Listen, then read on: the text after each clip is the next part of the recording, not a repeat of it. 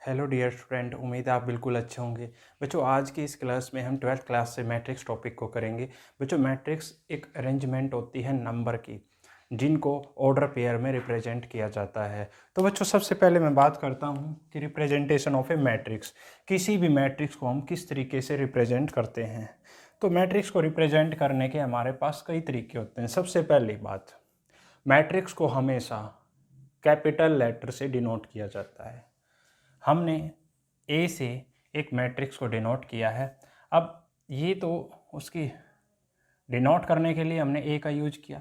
अब रिप्रेजेंटेशन की बात करते हैं। आपने मोस्टली जगह पे देखा होगा कुछ इस तरीके से मैट्रिक्स को रिप्रेजेंट किए हुए देखा होगा, ठीक है ना। या इसके अलावा कुछ कैसे दिखाई दे गया होगा आपको, ऐसे भी देखा होगा आपने कहीं पे, या कई जगह आपने हो सकता है ऐसे भी देखा हो। देखो, तीनों ही रिप्रेजेंटेशन मैट्रिक्स की हैं और तीनों का मीनिंग भी सेम है, ठीक है ना। मोस्टली केस में आप इसको देखोगे, लेकिन कहीं पर अगर ये फॉर्म भी आपको इस तरीके से भी दिखाई दे जाए तो घबराने वाली कोई बात नहीं है, ठीक है। अब बच्चों, हम बात करते हैं कि इस नोटेशन में, इस रिप्रेजेंटेशन में कुछ अलग अलग आपको लेटर दिखाई दे रहे हैं। इन लेटर का अपने आप में क्या मीनिंग है, उस चीज़ को हम समझते हुए आगे चलेंगे, ठीक है। तो बच्चों, मैं सबसे पहले बात करूंगा कि ये AIJ ये क्या है। बच्चों, AIJ जो होता है वो होते हैं एलिमेंट। ये क्या होते हैं? एलिमेंट, या इसको इंट्री भी बोल दिया जाता है। सेकेंडली, अब यहाँ पे आपको आई नज़र आया, कहीं और आपने देखा तो जे नज़र आया। भाई, इनका अपने आप में क्या मीनिंग है, ये भी तो एक अपने आप में एक ज़रूरी बात है हमारे लिए।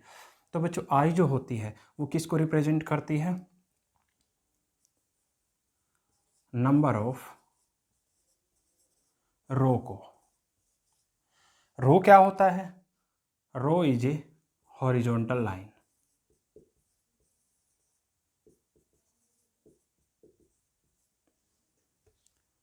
हॉरिजॉन्टल मीन्स कुछ इस तरीके की ये लाइन होती है, हॉरिजॉन्टल लाइन, ठीक है, जो क्षैतिज धरती के पैरेलल चलती है, ठीक है।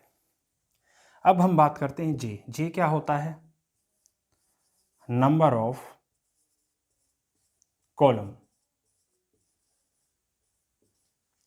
ये अपने आप में एक वर्टिकल लाइन होती है।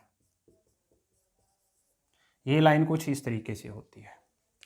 Is it clear? आई का मीन्स क्या होता है? नंबर ऑफ रो। जे का मीन्स क्या होता है? Number of column. अब यहाँ पे कुछ और चीज़ें भी आपको नज़र आई होंगी। क्या? कि भाई, तो एम क्या है और एन क्या है? एम क्या होता है बच्चों? एम होते हैं हमारे पास टोटल नंबर ऑफ रो, यानी कि दी गई मैट्रिक्स में कुल कितनी रो हैं। और इस तरीके से ही एन किसको रिप्रेजेंट करता है? टोटल नंबर ऑफ कॉलम्स को, यानी कि मैट्रिक्स के अंदर कुल कितने कॉलम हैं। तो बच्चों, ये हमने इसकी जनरल फॉर्म को रिप्रेजेंट किया है। आइए इसको एक एग्जांपल से अच्छे से समझ लेते हैं।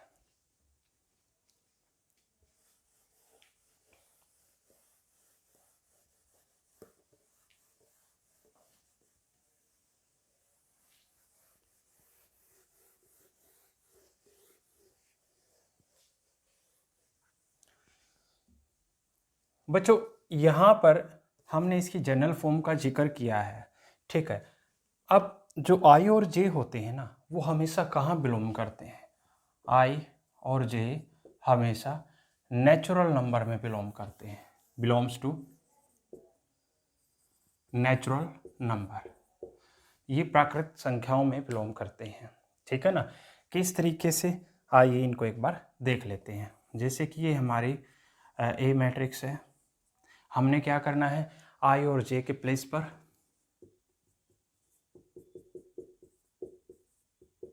इस तरीके से नंबरिंग कर देनी है, ठीक है ना। अब जैसे कि आई के प्लेस पे हमने क्या रखा 1, और जे के प्लेस पे हमने क्या रखा, जे के प्लेस पर भी 1 रखा। ठीक है, ये हमारा फर्स्ट एलिमेंट हो गया इस तरीके से। इसके बाद आई के प्लेस पे हमने क्या रखा 1 ही रखा, जे के प्लेस पे हमने क्या रखा 2 रखा। इसके बाद आई के प्लेस पे हमने 1 ही रखा और जे के प्लेस पर हमने रखा 3।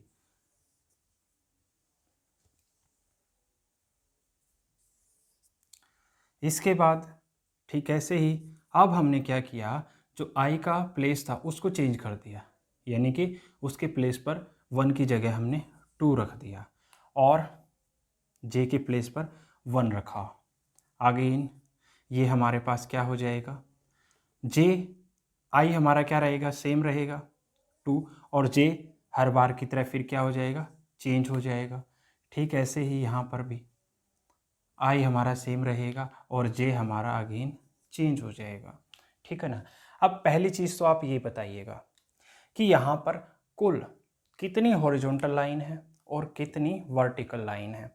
जैसा कि आपको दिखाई दे रहा है, ये लाइन कैसी है, हॉरिजॉन्टल है, तो ये क्या हो गई रो 1, फर्स्ट रो हो गई। ये भी क्या है डियर, ये भी अपने आप में एक हॉरिजॉन्टल लाइन है, तो ये क्या हो गई रो सेकंड। तो आप क्या समझ पाए कि इस मैट्रिक्स के अंदर कुल कितनी रो हैं, 2 रो हैं। ठीक है, तो m की जो रिप्रेजेंटेशन होती है वो क्या होती है, टोटल नंबर ऑफ रो, यानी कि इस मैट्रिक्स के अंदर कुल कितनी रो हैं, 2। अब अगली जो बात है वो है कॉलम की, कि इस मैट्रिक्स के अंदर कुल कितने कॉलम हैं। वर्टिकल लाइन जो होती है वो क्या होती है डियर, कॉलम होती हैं। तो एक बार ध्यान से देखो, ये जो वर्टिकल लाइन है ये वाली है, ये क्या है, अपने आप में एक कॉलम है। ठीक है, तो सिंगल कॉलम हो गया। ऐसे ही आपने देखा ये भी क्या है, सेकंड कॉलम है, और ऐसे ही आपने नज़र डाली जब इधर, ये भी क्या है बच्चों, ये भी कॉलम है। यानी कि इस मैट्रिक्स में यदि आपसे ये पूछा जाए कुल कितने कॉलम है, तो आप क्या बताओगे 1 2 एंड 3। टोटल कितने कॉलम हैं, 3 कॉलम है। Is it clear, very good बच्चों। अब यहाँ से एक बात तो आपको पता चल गई कि भाई रो कौन से होते हैं और कॉलम कौन से होते हैं, लेकिन कुछ बच्चों के मन में एक डाउट पैदा हुआ होगा। वो डाउट क्या हुआ होगा, पहली चीज़ तो कि सर ने जो इसकी एंट्री या इसके एलिमेंट को रिप्रेजेंट किया है A11 A12 A13 21 22 23 से, ठीक है ना, और इसके स्टार्टिंग 11 से ही क्यों की है, 9 से भी कर सकते थे, 10 से भी कर सकते, अदर से भी कर सकते थे। ठीक है ना बच्चों, उसके लिए मैंने पहले ही बता दिया आई और जे कहाँ बिलोंग करते हैं, नेचुरल नंबर में। पहली चीज कारण है उसका, ठीक है ना, क्या कारण है। अब एक चीज बताओ, आपको एक लाइन नजर आ रही है, कैसी, मैं सबसे पहले बात करूंगा R1 की। ठीक है, अब लाइन नजर आ रही है तो उसको नाम तो देना पड़ेगा, यस या नो, तभी तो आपने क्या कहा ये R1 है, 1 है ना, तो इसीलिए इसका फर्स्ट एलिमेंट यहां भी 1 है, यहां भी 1 है और यहां भी 1 है। इंपॉर्टेंट पार्ट है ये, ठीक है। दूसरी चीज, ये तो फर्स्ट रो की थी, फिर आपने ऐसे ही देखा सेकंड रो है, ठीक है ना, यानी कि इसका जो फर्स्ट एलिमेंट है वो फिक्स रहेगा। देखो यहाँ पर, यहाँ भी 2 है, यहाँ भी 2 है और यहाँ भी 2 है। फर्स्ट एलिमेंट किसको रिप्रेजेंट कर रहा है, रो को। ठीक ऐसे ही सेकंड एलिमेंट किसको करेगा, कॉलम को। देखो ध्यान से, ये बच्चों क्या है आपके पास, C1 है ना, यस या नो। अब आपको ये नजर आ रहा है तो 1 तो नाम देना ही पड़ेगा ना, क्लियर है ना। तो इसीलिए इसका जो सेकंड एलिमेंट है यहाँ भी 1 है और यहाँ भी 1 है। इज इट क्लियर, यहाँ भी 2 है, यहाँ भी 2 है और यहाँ भी 3 है और यहाँ भी 3 है। यानी कि जितनी लाइनें आएंगी, चाहे वो हॉरिजॉन्टल हैं या वर्टिकल हैं, उसी के हिसाब से आपकी एंट्रीज बढ़ेंगी, उसी के हिसाब से आपका ऑर्डर बनेगा, ठीक है ना। उसी के हिसाब से जो सफिक्स आई और जे को हम सफिक्स बोलते हैं, ठीक है ना, सफिक्स की वैल्यू बनती चली जाएगी। Is it clear?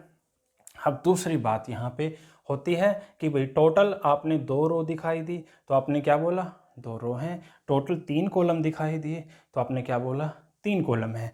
अब यहाँ से अगला प्रश्न पैदा होता है कि अगर आपसे एग्जामिनर पूछ ले कि भाई टोटल एलिमेंट कितने हैं, टोटल एलिमेंट कितने हैं, तो एलिमेंट निकालने के लिए हम क्या करते हैं, ऑर्डर का प्रोडक्ट कर देते हैं। ठीक है ना, ऑर्डर क्या है आपके पास, 2 क्रॉस 3 यानी कि 6। इस मैट्रिक्स के अंदर टोटल कितने एलिमेंट हैं आपके पास, 6। एक बार काउंट करके देखते हैं कि भाई क्या रियलिटी में 6 हैं। 1 2 3 4 5 6। ये तो हमने इसकी जनरल फॉर्म को समझा है, ठीक है ना। अब बात उठती है कि एग्जाम में या फिर न्यूमेरिकल में इसका यूज किस तरीके से होगा, वो भी एक बार देख लेते हैं। जैसे कि हमारे पास कोई भी मैट्रिक्स है ए, ठीक है, इसके अंदर आप कोई भी एलिमेंट ले सकते हैं, 1 2 3 0, ठीक है ना। इस तरीके से आप देखोगे ये 1 है, ये किसके प्लेस पर है, A11 के प्लेस पर है। ये किसके हैं, A12 के प्लेस पर है। ये किसके हैं, A21 पे, और ये A22, ठीक है ना। आप यहाँ पे बता सकते हैं कि इसके अंदर ये R1 है, ये R2 है, ये C1 है, ये C2 है, यानी कि इसके अंदर जो ऑर्डर रहेगा 2 क्रॉस 2 रहेगा, ठीक है ना। उम्मीद है आप इसको अच्छे से समझ पाए होंगे, ठीक है। अब बच्चों इसके बाद हम बात करेंगे टाइप ऑफ मैट्रिक्स की, कि भाई ये जो मैट्रिक्स है ये कुल कितने टाइप के होते हैं और क्या क्या उनकी पहचान है।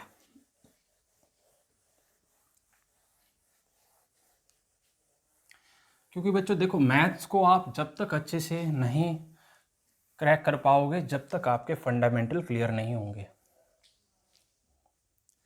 अब हम करेंगे इसके टाइप ऑफ मैट्रिक्स। सबसे पहले बच्चों हम जिक्र करेंगे रो मैट्रिक्स का, कि रो मैट्रिक्स। बच्चों बात करते हैं रो मैट्रिक्स का पता कैसे चले कि भाई ये मैट्रिक्स रो है। रो मैट्रिक्स में केवल एक रो होती है। हाँ, कॉलम कितने भी हो सकते हैं, कंडीशन है कि रो हमेशा क्या रहेगी, उसमें सिंगल रहेगी, और कॉलम कितने भी हो सकते हैं। आइए इसको एक एग्जांपल से समझते हैं। जैसे कि आपके पास एक मैट्रिक्स है ए, ठीक है, इसको हम कुछ इस तरीके से 1 2 3, ठीक है। अब बात करते हैं इस मैट्रिक्स का ऑर्डर क्या है। तो आप बताइएगा कि इसके अंदर कितने रो हैं, R1 है, कॉलम कितने हैं, C1 C2 C3, ठीक है ना। तो क्या ऑर्डर रहेगा बच्चों इसका, 1/1 × 3 रहेगा। इज इट क्लियर, ठीक है ना। तो बच्चों ये क्या है, आपने देखा इसके अंदर तो केवल सिंगल रो है। हाँ, नंबर ऑफ कॉलम कितने हैं, 3 है, तो इसीलिए क्या बच्चों ये रो मैट्रिक्स है। इसको आप कुछ इस तरीके से भी देख सकते हो, A11 A12 A13 हेड्सोन A1n, और इसका जो ऑर्डर रहेगा 1 क्रॉस n रहेगा, ठीक है ना। यानी कि आपने क्या पाया यहाँ पे, इस मैट्रिक्स के अंदर जो कॉलम है वो कितने हैं, n है। आपने देखा एक कॉलम, देखा सेकंड कॉलम, थर्ड कॉलम, इसी तरीके से ये जो है ये nth कॉलम है। लेकिन रो हर बार क्या है, सेम, यानी कि सिंगल ही है, इसलिए ये क्या है बच्चों, रो मैट्रिक्स है। Is it clear. इसके बाद नेक्स्ट है बच्चों कॉलम मैट्रिक्स। जैसे रो मैट्रिक्स को हमने समझा कि इसके अंदर सिंगल रो होती है, ठीक वैसे ही कॉलम मैट्रिक्स के अंदर क्या होता है, सिंगल कॉलम होता है।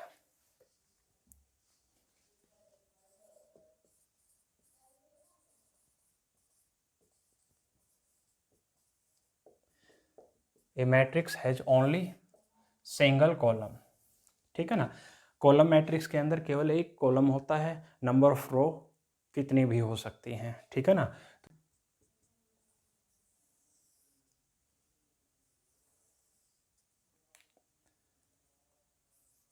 A11 ये फर्स्ट R1 है, A21, ये सेकंड R2 है, A31, ये R3 है। इस तरीके से बच्चों ये क्या हो जाएगा M1 और ये क्या हो जाएगी RM हो जाएगी। बट कॉलम क्या है बच्चों, इसमें सिंगल ही है। इसी तरीके से बच्चों इसका जो ऑर्डर बनेगा वो क्या बनेगा M×1 बनेगा। ठीक है ना। इसको और एक एग्जांपल से समझ सकते हैं। 1 2 0 5 ये क्या है अपने आप में, ये 4×1 की एक कॉलम मैट्रिक्स है। इसमें आपने देखा कॉलम क्या है सिंगल है, नंबर ऑफ रोज चाहे कितनी भी हो वो मैटर नहीं करता है। ठीक है ना। इसके बाद बच्चों अगली जो है वो है स्क्वायर मैट्रिक्स। स्क्वायर मैट्रिक्स में क्या होता है बच्चों, जो उसके ऑर्डर होता है यानी कि उसके रो और कॉलम होते हैं वो हमेशा क्या होते हैं इक्वल होते हैं। यानी कि सिंपल सी बात है M=n होना चाहिए बस। यदि किसी मैट्रिक्स में number of rows equal to number of column है तो वो मैट्रिक्स क्या है अपने आप में एक स्क्वायर मैट्रिक्स है। जैसे कि A11, A12, A21, A22। इस मैट्रिक्स में आपने क्या दिखाई दिया, दो ही रो हैं दो ही कॉलम हैं। ठीक है ना। कोई और एग्जांपल ले लो यहाँ पर 1 0 2 5। ठीक है ना। ये भी क्या है 2×2 की मैट्रिक्स है। ठीक है ना। और ले लेते हैं कोई मैट्रिक्स, इसमें 1 0 3 4 5 6 0 7 1। इसका ऑर्डर क्या है 3×3 है, 3 ही रो हैं इसके अंदर और 3 ही कॉलम है। उम्मीद है आप स्क्वायर मैट्रिक्स को भी अच्छे से क्लियर कर पाए होंगे। ठीक है ना। इसके बाद जो अगली मैट्रिक्स होती है उसका नाम है रेक्टेंगुलर मैट्रिक्स या रेक्टेंगल मैट्रिक्स।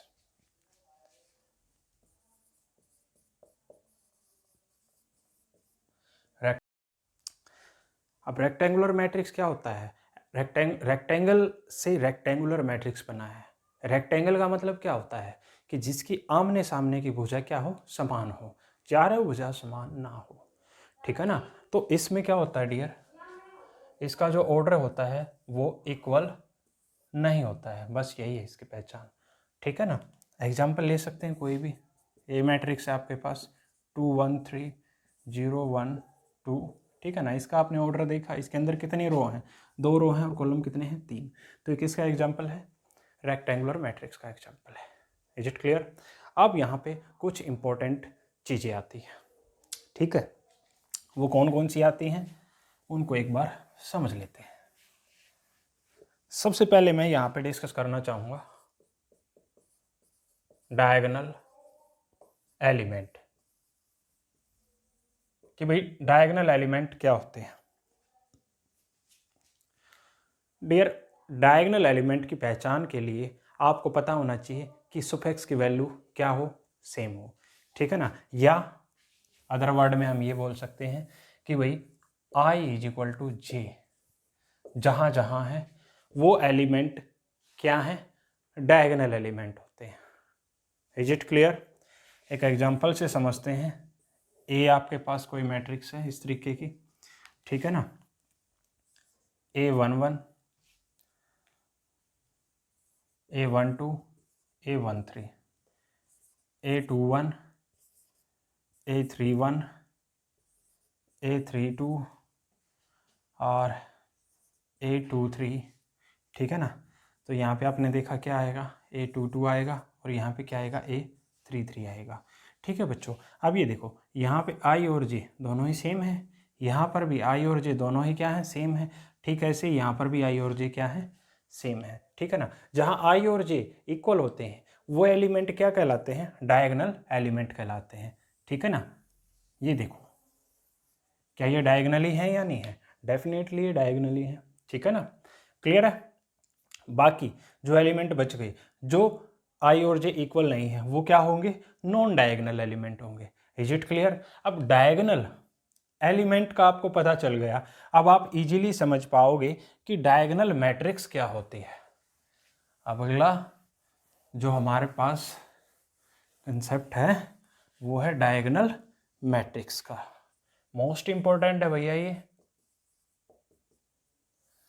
डायगोनल मैट्रिक्स की पहली कंडीशन क्या होती है, वो हमेशा क्या होनी चाहिए, एक स्क्वायर मैट्रिक्स होनी चाहिए, यानी कि उसका ऑर्डर क्या होना चाहिए, सेम होना चाहिए। Is it clear?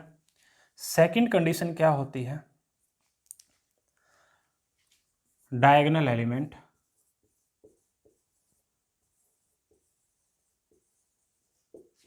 Are non zero और नॉन डायगोनल एलिमेंट आर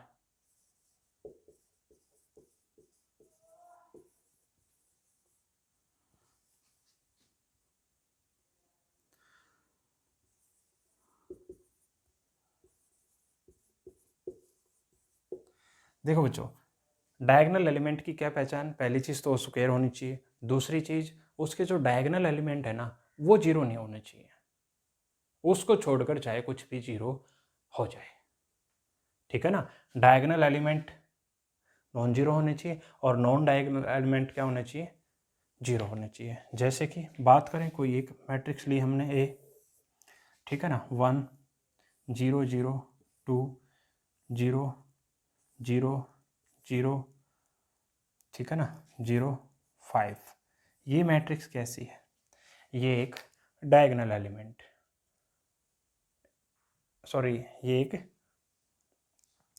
एक डायगोनल मैट्रिक्स है, ठीक है। क्यों? क्योंकि इसके जो डायगोनल एलिमेंट हैं वो क्या है, नॉन जीरो हैं, और नॉन डायगोनल एलिमेंट सारे के सारे क्या हैं, जीरो हैं। Is it clear? उम्मीद है आप इसको अच्छे से समझ पाए होंगे। इसके बाद अगली जो बात आती है इसी से जुड़ी हुई है, वो भी इम्पोर्टेंट है,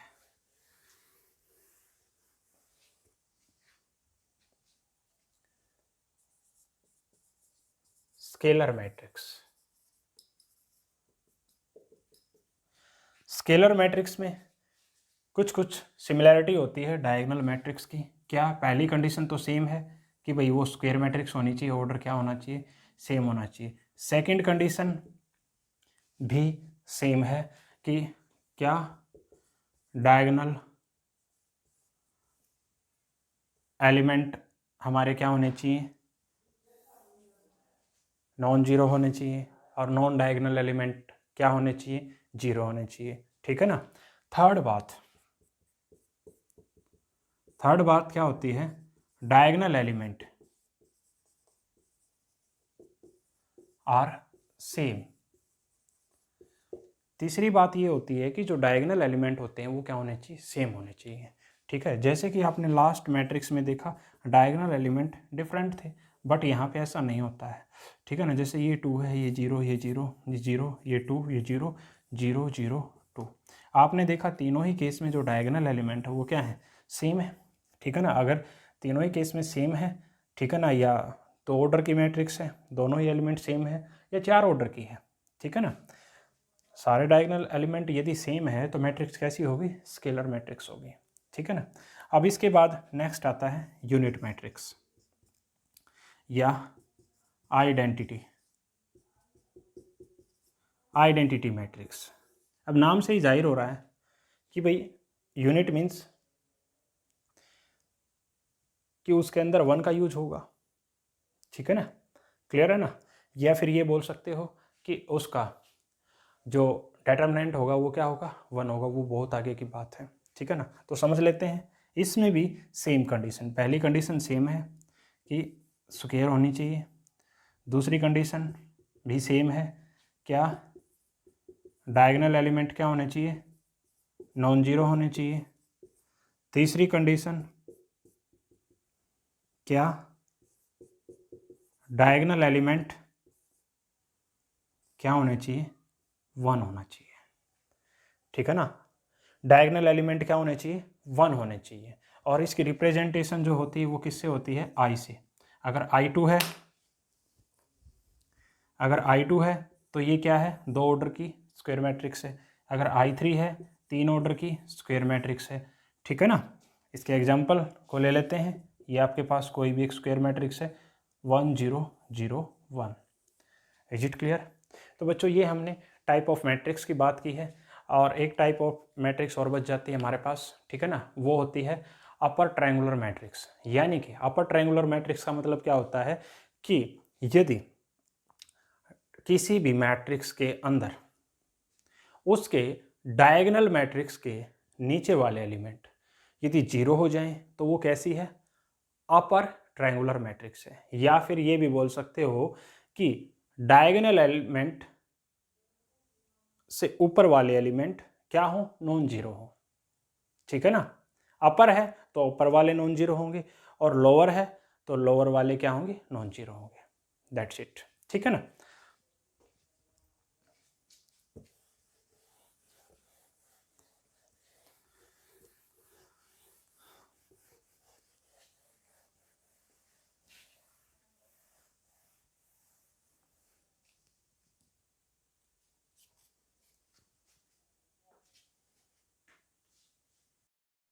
इसके बाद बच्चों हमारे पास दो छोटी छोटी मैट्रिक्स और रह जाती हैं। एक तो है हमारे पास कंपैरेबल मैट्रिक्स, और एक है इक्वल मैट्रिक्स। देखो बच्चों, कंपैरेबल मैट्रिक्स तब होती है जब दो अलग अलग मैट्रिक्स आपको गिवन है और उनका ऑर्डर सेम है, तो वो दोनों ही मैट्रिक्स क्या है? कंपेरेबल मैट्रिक्स है। जैसे कि आपके पास कोई ए मैट्रिक्स है जिसका ऑर्डर है m क्रॉस n, ठीक ठीक ऐसे ही कोई बी मैट्रिक्स है आपके पास जिसका ऑर्डर है आपके पास p क्रॉस q। अब बात करते हैं कंपेरेबल मैट्रिक्स है या नहीं। कंपेरेबल मैट्रिक्स तभी होंगी जब m बराबर p होगा और n बराबर q होगा। ठीक है ना? या अदर वर्ड में क्या कहें कि ऑर्डर क्या होना चाहिए? सेम होना चाहिए। यदि दो मैट्रिक्स का ऑर्डर सेम है तो मैट्रिक्स क्या है? कंपेरेबल है। उनको कंपेयर कर सकते हैं किसके साथ? कॉरस्पॉन्डिंग एलिमेंट के साथ। ठीक है ना?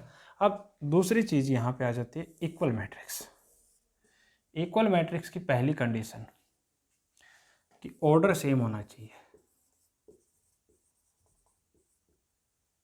कंपेरेबल मैट्रिक्स वाली कंडीशन होगी पहली। तो सेकंड कंडीशन क्या हो गई?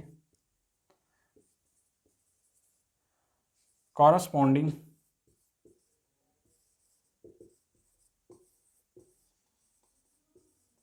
Elements are same. यानी कि कॉरस्पॉन्डिंग एलिमेंट भी सेम होने चाहिए। इसमें देखो, कंपेरेबल मैट्रिक्स के अंदर कॉरस्पॉन्डिंग एलिमेंट का कोई लेना देना नहीं है, वो सेम हो या ना हो। लेकिन इक्वल मैट्रिक्स के अंदर भाई ऑर्डर भी सेम होना चाहिए और कॉरस्पॉन्डिंग एलिमेंट भी सेम होने चाहिए। जैसे कि ए मैट्रिक्स है आपके पास 1 2 3 4, ठीक है। ठीक ऐसे ही बी मैट्रिक्स है आपके पास x 2 3 4, ठीक है ना। अब आपने देखा इसका भी ऑर्डर 2 है और इसका भी ऑर्डर 2 है, ठीक है ना। ऑर्डर 2 है तो ये क्या है? कंपेरेबल मैट्रिक्स है। अब हम बात कर रहे हैं इक्वल मैट्रिक्स की। इक्वल मैट्रिक्स की कब होगी? जब इनके करस्पॉन्डिंग एलिमेंट भी सेम होंगे, ठीक है ना। आपने इनको इक्वल रख के देखा, ठीक है, तो 1 2 3 4 आपको क्या मिला? भाई यहाँ भी 2 है, यहाँ भी 2 है, यहाँ भी 3 है, यहाँ भी 3 है, यहाँ भी 4 है, यहाँ भी 4 है। तो यहाँ से आप क्या कह पाओगे कि x की जो वैल्यू है वो क्या है? 1 है, ठीक है ना। और ये दोनों ही मैट्रिक्स क्या हैं? इक्वल मैट्रिक्स हैं, ठीक है। बच्चों, अब तक की क्लास में हमने अपने कंसेप्ट को समझा है कि मैट्रिक्स क्या होती है, टाइप ऑफ मैट्रिक्स क्या होती हैं, ठीक है ना।